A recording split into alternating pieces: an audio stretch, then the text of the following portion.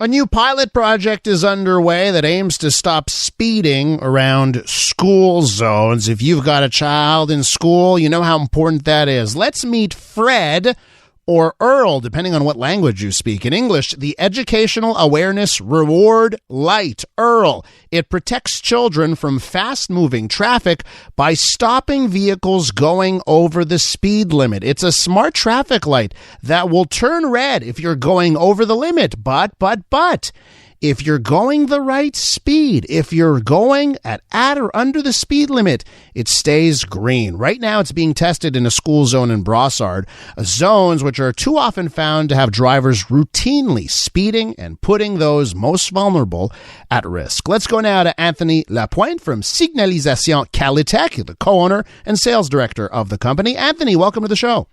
Good morning, Elias. So let's talk about Earl or Fred, depending on what language you're going to use for your acronym here. So let's talk about that, Anthony. Why don't you describe the technology that goes into Earl? Yeah, exactly. First, apologies for my voice. Earl has created a lot of interest, and we've been giving a lot of interviews in the past days. No worries. So basically, the way Earl works, you've said it right. Earl is an educational awareness reward light. Picture you're driving towards the school zone. Let's be honest, everyone is always speeding a little. So we're driving 35 to 40 kilometers an hour.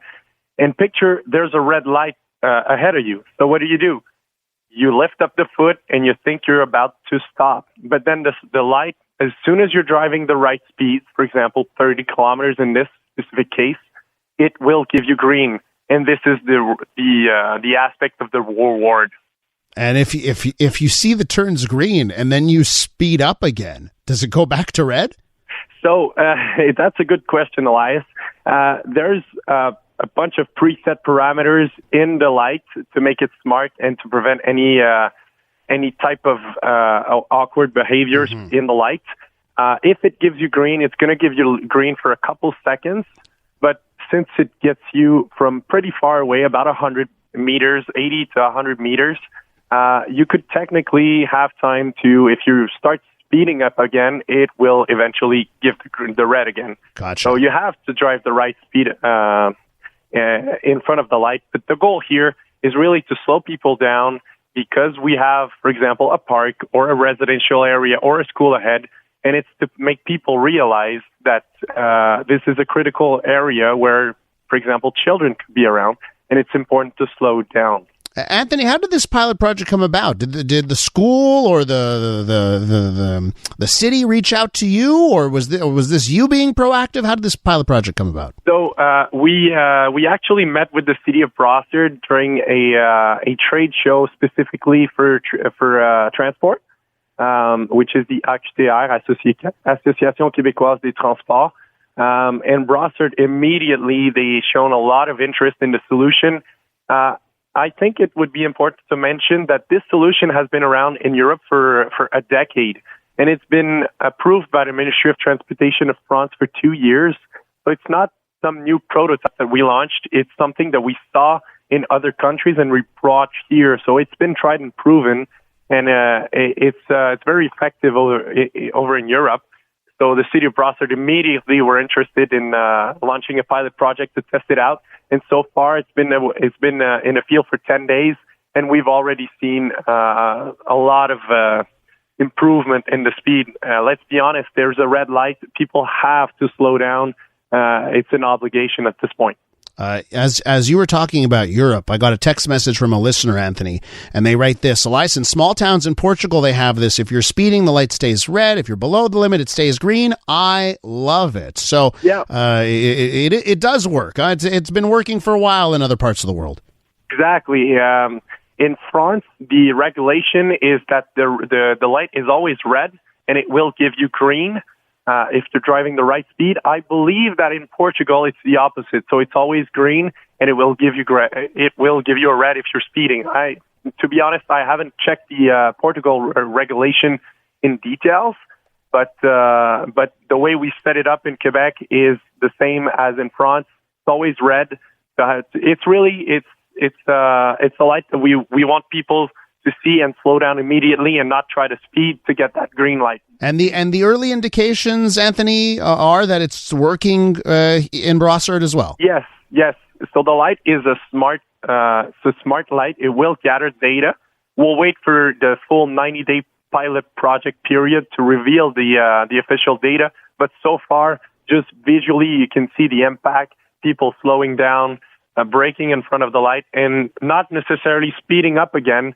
For now, per se, people are not used to the light yet, but for now, people keep going slowly after seeing the light. But it's a critical environment. There's a school right down the road.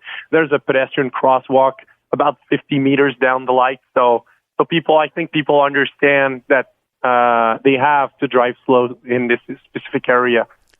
Anthony, could this be expanded to areas that aren't school zones? Because as a driver, I get so frustrated when I have to sit at a light for 60 seconds and there's nobody around and you're just sitting there, right? And then you feel like you're stopping too often. And I would totally trade going lower in speed if I never had to stop. Could this be expanded to other places?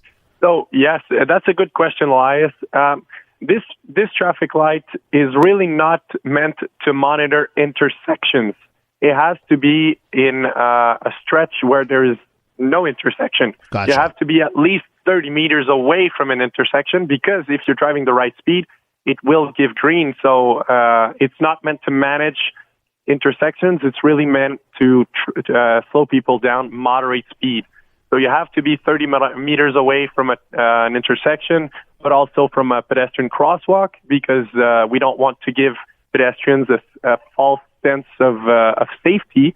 Because if they cross on a red light and the light gives green, we could potentially have other types of situations here. So there's a couple parameters like this that we have to make sure before we deploy EARL, but typically it could be installed anywhere in a below 50 zone, so either a 30, 40, or 50 speed limit zone, and on a stretch, that's pretty much the only parameters. And one lane streets only, so not 2 lanes or 4 lanes, because you have to have only one car driving in front of the light at a time. At a time, yeah. And let me ask you this, Anthony, to wrap up here. Is this going to be deployed in more places in Quebec? Are there already plans to do this in more places? So Kalitec, right now, we have the material to do about 50 pilot projects in Canada this year.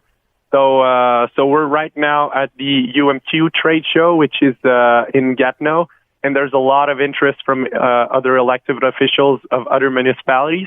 So we're open to do a couple pilot projects, but we don't have a whole lot of material. Like I said, about 50 of them, and we'd like to deploy this solution across Canada. So maybe a couple more in Quebec, but we're very optimistic for the future for this EARL solution because it's been tried and proven, like I said, in Europe. Yeah. So there's no reason why we shouldn't have this effective solution to slow people down in America. Keeping kids safe and rewarding good behavior. That sounds like a win-win.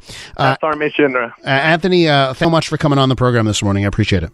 Thank you so much, Elias. That's Anthony Lapointe, co-owner and sales director over at Kalitec.